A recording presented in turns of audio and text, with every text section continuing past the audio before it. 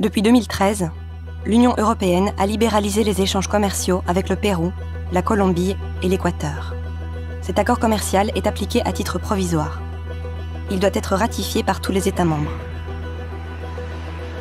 Ce traité bénéficie aux industries agroalimentaires au détriment de l'environnement et des petits producteurs qui nourrissent la population locale.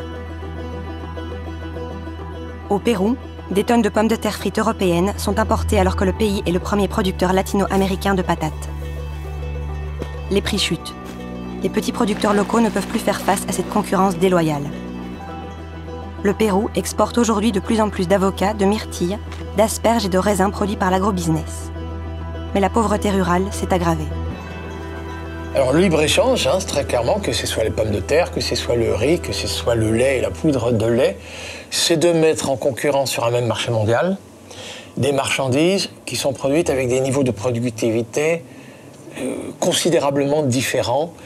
C'est-à-dire que la même marchandise, quand elle est vendue au même prix sur un même marché, pour le même volume, pour le même poids, il y a 200 fois plus de travail agricole chez la personne qui a travaillé à la main que dans la personne qui était équipée d'un tracteur et d'un moteur et de moissonneuses, batteuses et autres. Aquí en el Perú no existe ninguna política pública de apoyo a los agricultores familiares. No puede existir una igualdad en un tratado multilatéral.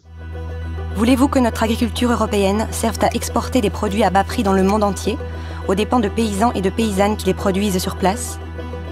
Voulez-vous d'un système alimentaire où vos asperges traversent le monde pour arriver dans vos assiettes? N'est-il pas absurde que le premier producteur latino-américain de pommes de terre continue à importer des tonnes de patates européennes?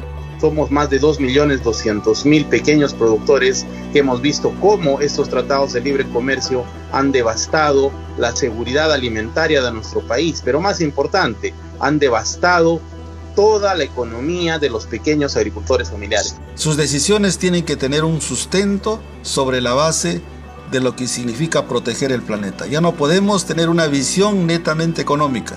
Necesitamos tener una visión ambiental, una visión institucional y una visión social para construire sociedades sostenibles. La Belgique est le seul État qui n'a toujours pas ratifié le traité. L'accord doit être revu pour garantir un développement durable et pour bénéficier à l'agriculture paysanne. Nous devons dire non à cet accord commercial néfaste. Oui, à un commerce international plus juste et durable.